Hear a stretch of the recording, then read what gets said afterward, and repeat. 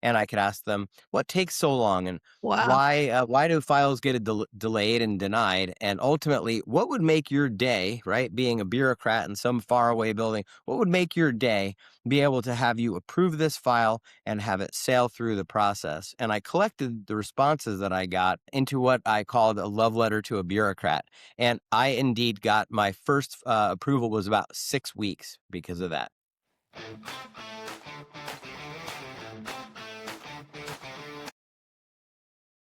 Welcome to You're the Boss podcast show. And today I have with me my guest, Christian LeFer. Christian, welcome to the show. Thank you so much. I'm excited to be here. Yeah, it's good to have you.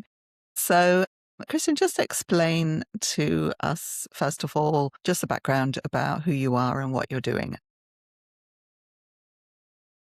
What I'm doing at the moment is helping to bring change to the world and really change the arc of history by helping thousands of people start nonprofits, tax exempt nonprofits, mostly 501(c)(3)s, to enact good in the world. And this is a business entity type that can be used alongside of a for-profit, alongside of a going concern to enhance its value, project its value in the world as a good citizen and as somebody that's giving back, or it can be used as a business entity by itself that is not taxable at the corporate level. Okay. So, this is a very interesting topic, I think, for me on this show at the moment, because we haven't really talked about non-profit entities in the past. So, this is new for the podcast. So, this is good. So, tell us, first of all, how you got into this actual business yourself, because I think it's quite an interesting story about how you started, what happened to make you actually realize this is the way to go. Well, I think everyone who goes into business, or most people, there's a backstory, right? There's an origin story that causes us to become interested in something as a child, whether it's something that's exciting to us or we love cars, we go into that business. We want to solve problems, or maybe we have some scarcity in our lives, right? And we want to become a financial planner or something. And so I grew up with my sister, she's my only sibling. And when I was about 8 years old, she was about four, almost four, and not developing verbally.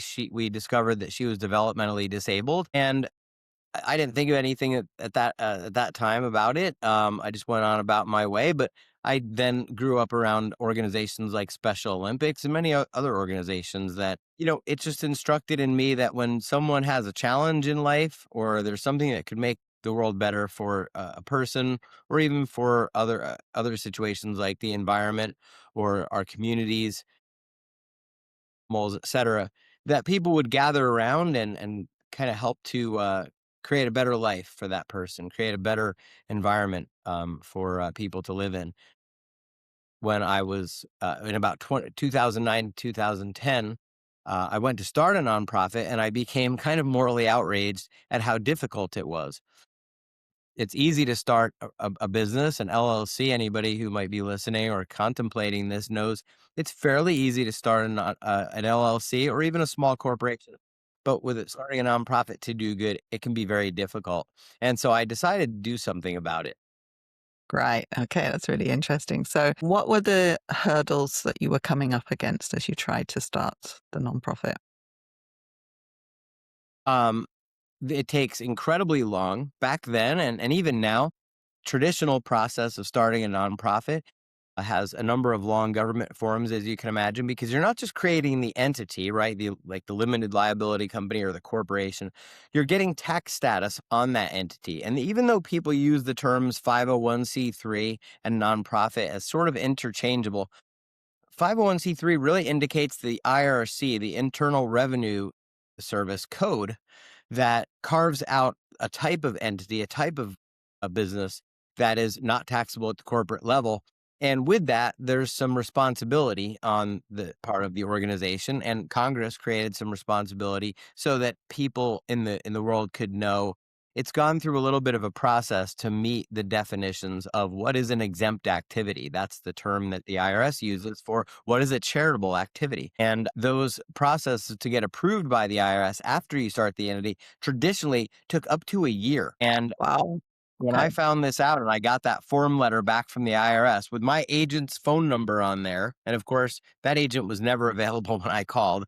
So what I decided to do is change the last couple of digits on that phone number and just see if I could dial 40 or 50 extensions north and south and just keep dialing until I would reach someone and I could ask them what takes so long and Wow.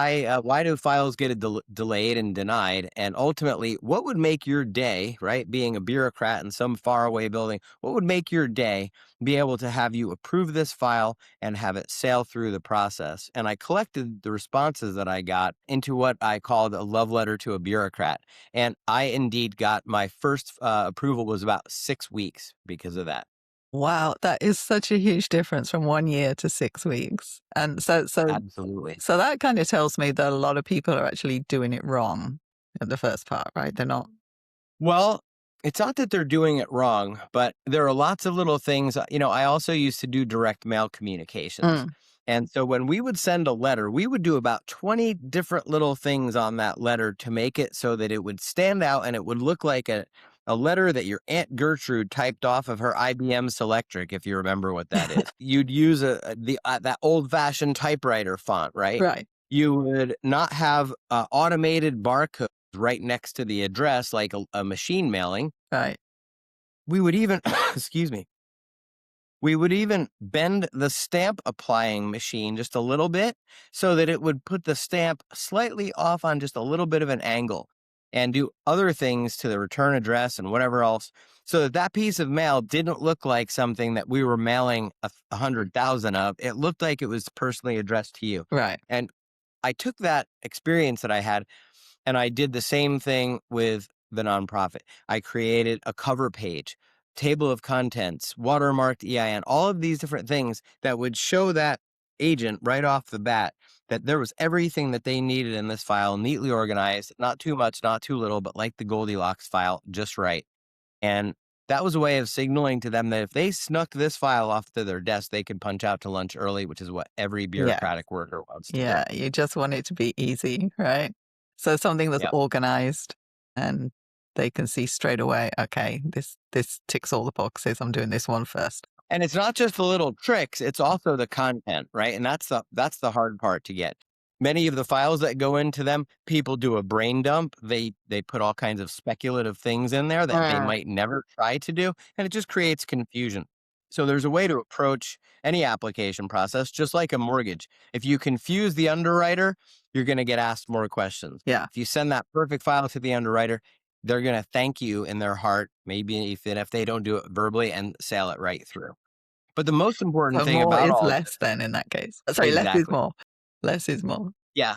The most important part about all of this is we're solving problems for customers, and people think about that in business all the time. Mhm. But if we can solve the problems for the vendors who are Yeah. supplying us, solve the problems for the people who are bringing the packages to the people, solve problems and make things easy for everyone involved in the process, that's the real magic when you can have a business that stands out to everyone. And then all of those things contribute to a really great experience ultimately for you and for the customer. It's not all about the customer, it's about all your systems working as smoothly as possible. And a lot of times that's not just serving the customer, but really looking at all of the different things of the ways the business interacts with the community and shipping, vending, et cetera, and making those things work better as well.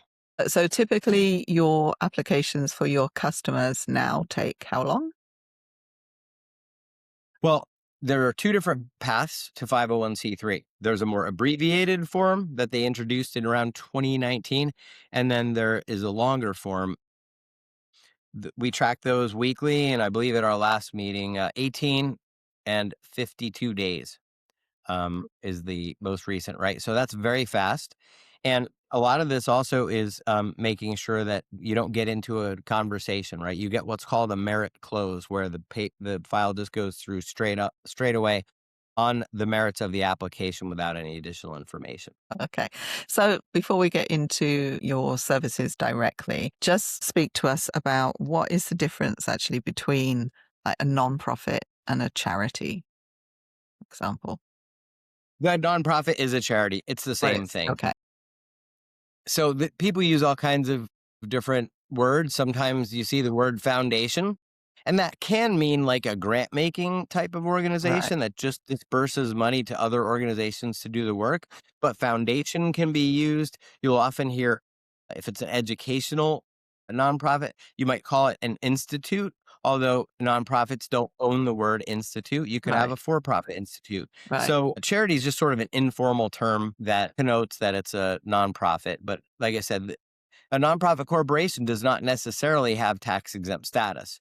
And there are a lot of companies out there that advertise, they'll start your nonprofit. And in some cases, they advertise that they can do it impossibly inexpensively, but they don't even do tax exempt status. And that's unfortunate because unsophisticated people who want to start a nonprofit and they're maybe they're finding foster dogs and cats in the neighborhood, a home or whatever, you know, they shouldn't have to try to figure out if they're actually getting what they're paying for. But Mm, because people mistake, the term nonprofit and conflate that tax exempt status with the corporation, sometimes it's easy to mislead people. And that's why at Instant Nonprofit, we only start nonprofits where you are taking it all the way, where you are going to get tax exempt. And the most exciting type of nonprofit to me that we've been starting is ones where somebody has a business that's going concern. It's producing profit. They're up and running. And what they want to do is engage their employees, and employee retention goes through the roof. Studies show if you engage your employees with a nonprofit project with just even a little bit of paid time at work, and ultimately it pays really, really well. It's actually profitable to involve your employees in a nonprofit project.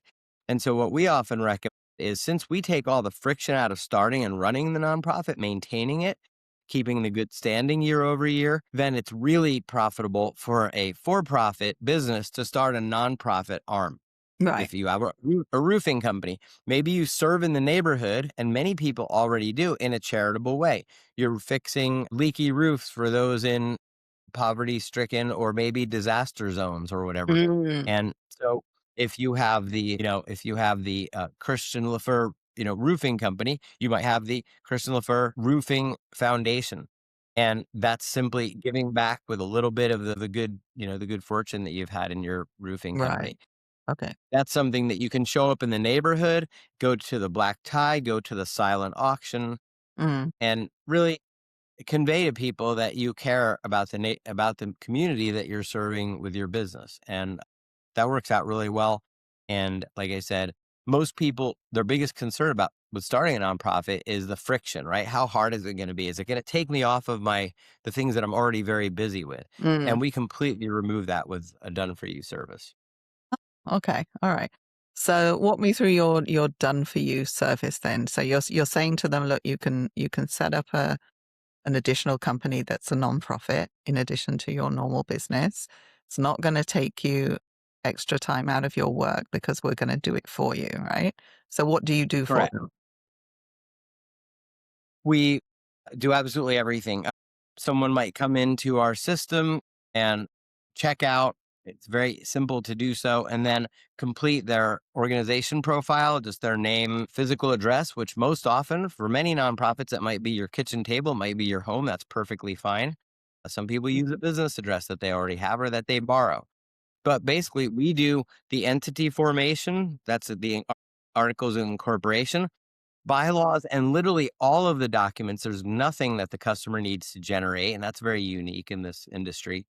And then we get the EIN, and with the EIN and the articles, you can then go open a bank account. And even before we get you tax exempt status, once you have the EIN and articles and open a bank account, you can start raising tax deductible funds, even though you haven't even applied yet for your IRS tax exempt status. And the reason for that is it's the IRS's official policy to backdate tax exempt status to the date that you were incorporated, as long as you do it reasonably soon after incorporating, right? You've got over 2 years technically to do that. So that's really exciting. Many of the people that even that purchase our services and invest in their future and saving, making the world a better place, they don't realize until we provide them all of these documents, including that memo about retroactive deductibility, that they can start raising money on day one. They don't have to wait for that IRS approval, even though we get that quickly. Okay, so you do all that for them. Explain to me what you mentioned earlier that some nonprofits are not tax exempt, right? So what did Well, you need to if go? they don't apply for tax exempt status with the IRS, they're not Oh, tax exempt at okay, the federal level, right? right. Corporate taxes are paid to the federal government.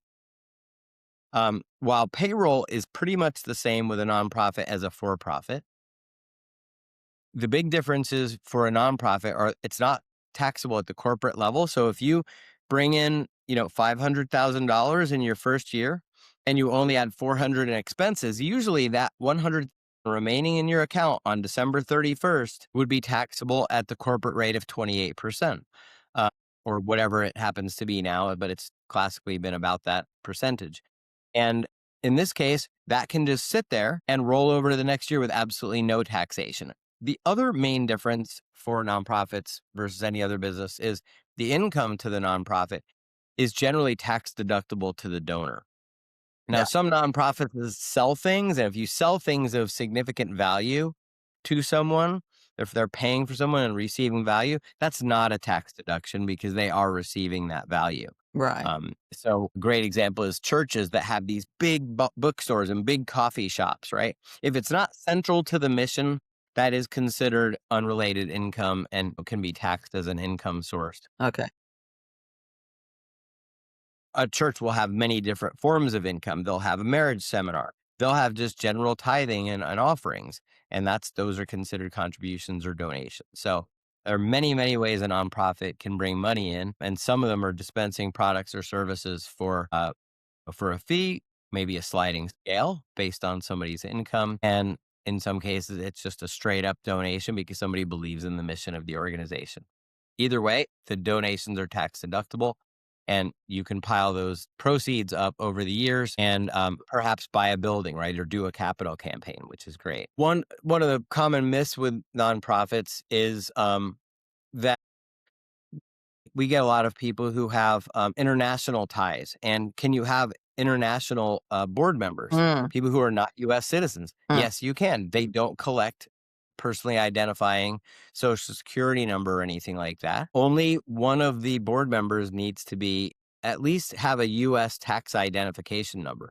And what we've really been seeing growing with our company is folks coming from, we have people that came from, I believe it was Vietnam or Laos, right? And they have a massive preserve in the jungle of all these endangered species and animals, and they just create a safe place for them. And they needed to move the entire operation to a different part of the jungle. And the United States, for all its weaknesses, or there's nothing is perfect in the world. The United States gives more to charity than all other nations combined. And so they wanted to establish a U.S. presence and start raising money in the U.S. and bringing awareness because so many people here care about the animals of the entire world right. ecosystem. And so they came here and we were able to get them an ITIN, which is a tax ID number for a foreign person. There's just a registration process. Once they have that, we can get them an EIN and treat them like any other U.S. person who comes to us for a nonprofit. And Okay. now they're off to the races. You can also, one of the biggest myths is people wonder, and if you look at things up on the internet, there's just so much misinformation or just Mm, incorrect information out there. You can, in fact, have friends or family on your board. And that makes it a lot easier to get started because sometimes we put obstacles in front of ourselves by overcomplicating things. And when you're starting a nonprofit or really any business, you want to get these bureaucratic processes underway. You want to get the entity set up. You want to stay focused on your mission and start talking to people who can give you funding, et cetera. You want to get traction. And one of the easiest ways to do that is make things easy on yourself and ask a friend or a family member or a business partner. The IRS does not prohibit that. And so that can really make the job easier for people. And then as the organization grows, you can get, fancier board members. You can have a requirement that each board member raise money for you, for example, and is required to bring a certain amount of, resources into the organization, or that they contribute in some other way. Some board members, very hands off. And that's what I recommend early on. Make it easy for everyone. One board meeting a year. Make it less than an hour. We help people run board meetings in less than 30 minutes because they really should be for decisions and they're not for discussion. You can discuss things all day long over lunch, but when you have that board meeting, the reason that they're 3 hours on average is just because there's no control, there's no mindset. And so we help people with mindset and a process to go through a 9-step agenda, get that board meeting done, because what you really want to be doing is out there serving your mission. Nice. So, are there any minimum requirements for the number of people on a board? But yes, you must have three. Three. The same three people that serve on your board as directors, right? Directors, it's kind of like you have three hats and you can only wear one at the same time. Of course, Mm. you'd look silly otherwise. One is a director. The director makes the decisions for the organization. Each Hmm. director has an equal vote and they make the decisions. They vote on big expenses or hires or what have you, right? And you can set that forth either in your bylaws or just through a board resolution. And usually the same three people or five people, right? You have to have an odd number. So if there's a split, you Voting have decision. Yeah. a majority vote. Yeah. The same three people usually occupy the three officer positions that are required, which are president, treasurer, and secretary. Some people call directors trustees, right? Some people call the president the chair of the board. These are interchangeable, but you do need to have those three officer positions. And the best thing is just have the three directors. Usually the founder is the president, the rah-rah, the cheerleader. One person's a treasurer. They may or may not have the ability to do books or anything like that, but their job really is to read the treasurer's report, which can be as simple as 2 sentences into the record during the board meeting. And then the secretary generally is there to keep the records, right? To make notes in the minutes and then log those and keep track of where the paperwork is for the nonprofit. But often the president ends up doing it all at the beginning, just like many jobs, the doer does it. Yeah. Yeah. Yeah. That's usually the way. So, if a company was or someone was thinking of starting a business and they don't know whether to start quote unquote a normal business or a non-profit, what what is the decision making process as to which they should choose? Absolutely. One of the biggest litmus tests for that is to decide if are you going to sell that business for are you going to build goodwill value inside the business that exists outside of the founder, outside of the people working at it and sell it? Or are you think of a tech company or something, right? They build a customer base and a recurring revenue base and proprietary software and all that stuff. Well, often those things take a value far beyond the founder, and the founder eventually will sell it to a bigger company or something. In that case, a for-profit is much better. If it's a therapy office, for example, we do a lot of therapists because the value is in that therapist who's doing the services. Oh, interesting. Okay. If it's providing something that benefits the community, benefits animals, benefits the environment, or even does education, right? Education, you see a lot of for profit, but you see a lot of nonprofit. Hospitals, most of the big hospitals are nonprofit. And until recently, the NFL was a nonprofit. So anything that promotes sports, community, education, all of those kinds of things can be a nonprofit. And one simply needs to decide whether they want to sort of have portable value Mm, for selling the business and how much their personal involvement is of the value, right? If all of the value is in the person who's dispensing the services, then a therapy office can be a nonprofit. And then you don't have that complication of, having a little bit left over at the end of the year paying corporate taxes. And many therapists do offer sliding scale services for people who can't afford, et cetera, right? mm, They'll charge the people who can afford, and maybe they'll give some services to first responders or people who have right. PTSD otherwise are suffering and just can't afford it. So Right. that's probably the major two things to look at as to decide whether to start a for-profit or a nonprofit. And then what's the ramifications on the business? So I presume, obviously, if it's a non-profit, you can't take profit from the business. You've got to keep the money in. Is that correct? Well, right. There aren't distributions. Someone make bonuses? Absolutely. You can run payroll just like any other payroll. They don't like to see a commission for fundraising just because it's been abused in the past. Mm, So you want to maybe have tiers. You can have performance bonuses, but it shouldn't be a percentage, and it certainly shouldn't be a high percentage. There have been some nonprofits, the ones that you see in the news that are getting, in trouble, or really a lot of it's, they just get a bad PR rap. And there was a major veterans organization that nearly everyone's heard of if they've ever heard of any veterans charities. And they were really top heavy. They were paying out the executives an immense amount of money. But in the 5,000 plus nonprofits I've started so far, there are very, very few. I can think of one where there was any kind of criminal or really egregious activity. And like most people are starting a nonprofit for legitimately good purposes. And some people are starting them for a family foundation, for wealth management, right? To pass on to the next generation. We're about to enter the great wealth transfer, trillions of dollars coming from baby boomers to their progeny, their family, and a lot of cases to charity. And so it's a huge opportunity right now for nonprofits to, catch that windfall. And a lot of people who are getting ready to retire, have grown a big business or whatever, will start a charity so that they can start thinking about putting money in there. And then they can rally their family around perpetuating, good values, right? And passing along good values. And one might think of, Carnegie Mellon or some Mm, of the big libraries, some of the big institutions in this country were started when, moguls put money into a nonprofit. And it used to be only the super rich that did that. But now, mhm, what's wonderful is people want more meaning in their lives. And mm, so even many entrepreneurs, and I know that it just started with one guy in a garage or mm, one lady in a, shared office space. They're starting to think about what is their legacy? What is their contribution back nice. at the very beginning, which is amazing. Right. Okay. Nice. Okay. So talking about the distributions part of it, is that something that you advise your clients? Is that one of the things that you would help? Yeah, you can't make distributions. There are no shareholders in a nonprofit. So Mm, nobody owns it. That's why it's governed by a board. So like I said, you can have payroll just like any other company.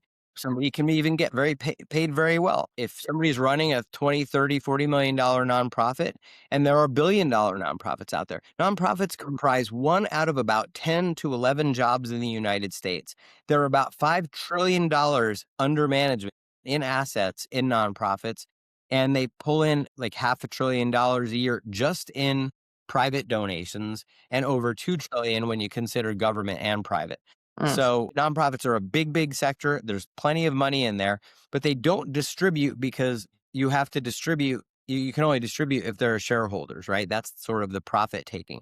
And so what nonprofits do is they can pay for services, right? If you work there, they can pay. And certainly as you grow the nonprofit, you need more and more capable executives to run big organizations, and they should get paid. yeah. You So want good people that's what running them. I meant was a kind of like how do you like their operation within the company? How do you advise them on how they should manage the money and what is the right way to pay people and things like so that you don't get in trouble. You know, you mentioned the veteran Mhm. organization. So do you help people? Do you advise? Are you an advisory as well that you would help them to handle that? Yes, and Just we make sure do they don't with step over the line. That's the thing. yes, with carefully selected customers who come to us and they're doing big things and they want to invest in accelerating their impact in the world. Some, like, maybe your listeners or maybe people who have had, serial entrepreneurs. They want to really accelerate their progress, and they're willing to pay us to come in and set some things up for them, create policies and procedures and operationalize, help them create their major gifts fundraising program so that they can go out and bring in lots of money. All of these things are possible, and we can certainly help with that as well. Just like in any business sector, you've got a pyramid, right? And most businesses in the United States, just like most nonprofits, are small mom and pop at the base of that pyramid, right? Local, neighborhood, et cetera. There are 2 million nonprofits in the United States, but there are a handful, of course, who are at the top of that pyramid, and they really want to launch a multi-million-dollar organization, and they can come to us and invest further in services that will benefit them and, make 2 years of progress in 2 quarters. Okay, so just as a round out now, just what exactly? Just give me just a simple list of the services that you do provide for people if they want to come to you for help. Absolutely. We provide a done for you usually 501(c)(3), but any type of 501. We also start trade groups, for example. 501(c)(6) is a trade group that most people know as a chamber of commerce, right? It's something where the benefits are limited to the members. Or some organizations are issue advocacy groups, 501(c)(4s. They want to get a message out there to maybe change some public policy. But whatever it is, that 501 class, typically 501(c)(3, which is a classic charity, we have a done for you service where the customer comes in, spends minimal time. As a matter of fact, most customers who start those smaller nonprofits are in and out of our entire process as far as their work in 17 minutes. Outside of that, we're educating them, we're equipping them, and we give them absolutely everything from an education on what they need to do, how to make sure their name is something that's going to stick and they're not going to feel like it's old for, it's not Y2K. Uh, and we help them craft their mission statement and file their articles. We create bylaws, conflict of interest policy, all the documents I don't want to list here now. And then once all of that's obtained and the EIN's obtained, the bank accounts open, we start the nonprofit or we file for tax exempt status with the IRS. And that is our launch package. That is the entirety of everything someone needs to get off the ground. But once you get off the ground, you need to ensure that investment, right? Ensure against falling out of good standing. Hmm. Hundreds of thousands of nonprofits have been revoked over the years from failure to keep in good standing, and they miss Right. a filing over here, or they miss a filing at the state level Okay. because these things are occurring, these applications are occurring at the state and federal level. And so we just have something we have called nonprofit autopilot, and that just goes through and keeps them in good standing and Mm. keeps the organization going while they focus on their mission. All right. And then we offer operationalizing, major gift fundraising, and more bespoke guidance, right? If somebody really wants to talk and dig into um, how do they fulfill a really global purpose, and we can help in that way too. And those are the extended packages I referred to for people who want to come out of the gate really strong and make Yeah. a lot of progress in a very short time. So you're basically a one-stop shop then for everything Yes. nonprofit. Love it. Okay. So We Christian, have a great gift for your customers, actually, or yeah. for, I'm sorry, for your listeners. If they go to instantnonprofit.com/podcast, right, there's a nonprofit startup kit there. No pressure. We're not trying to sell anyone on anything. We want to invite people to explore whether a nonprofit's right for them. And that has all of the exercises that one might go through to go to decide, okay, do I have a board among my little friend or family group? Do I have a name that I like? Create a name and maybe vet through a few different ideas. How do I come up with my one sentence magic mission statement? So you can All do of that those as well. things, Okay. we walk you through all that absolutely for free. And they just go to instantnonprofit.com/podcast. Okay. So instantnonprofit.com/podcast. That's where we send them. Yes. Okay. I'll put the link to that under wherever you're watching or listening to this, and you can go to check it out. So, Christian, thank you so much for your time today in talking about this. It's been a fascinating Thank topic. you. Thank you. Absolutely. Really enjoyed it. Have a great day. Thank you for listening to the show today. And if you've liked what you've heard, then do subscribe to the channel wherever you see it, wherever you're watching it. And if you're on YouTube, ring the bell so that you can get notified when we upload another episode so you don't miss the episodes as they come up.